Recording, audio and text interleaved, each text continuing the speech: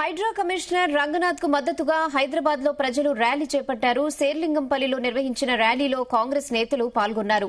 స్థానిక తుమ్మిడికుంట పెద్ద చెరువు వద్ద ఈ ర్యాలీ నిర్వహించారు. భారీ వర్షంలో సైతం ర్యాలీని చేపట్టారు.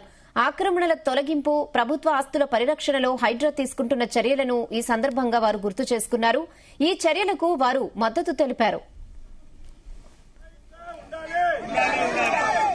హైడ్రా ఉండాలి, చెరువులని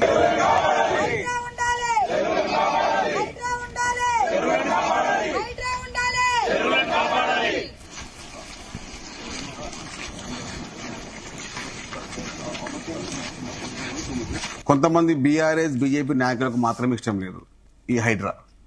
దాదాపు 90% పైగా ప్రజానికం హైదరాబాద్ నుంచి లక్షలాది మంది నియోజకవర్గ ఉద్దేశంతో రేవంత్ రెడ్డి గారు హైడ్రాని ప్రారంభిస్తే దాదాపు 1000 ఎకరాల పైచీలకు ప్రభుత్వ భూమిని ఇప్పుడు హైడ్రా తన అదులు పెట్టుకున్నది. ఎందుకది?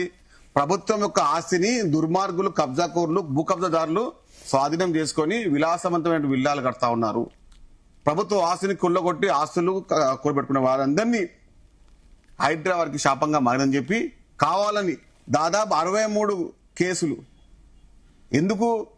మా ఆస్తులని, ప్రభుత్వ ఆస్తులను కాపాడేందుక? ఇలాంటి దుర్మార్గమైనటువంటి బీఆర్ఎస్ బీజేపీ నాయకుల యొక్క అస్తిత్వాన్ని హైడ్రా ద్వారా వారి యొక్క వ్యవస్థని కావాలని సోషల్ మీడియాలో కావాలని ఇబ్బంది పెడతా ఉన్నారు. ప్రజల ఆస్తిని, పార్కులను, చెరువులను, కుంటలను కాపాడుతున్న హైడ్రాకు పూర్తి మద్దతు ప్రజానికం ఉంది.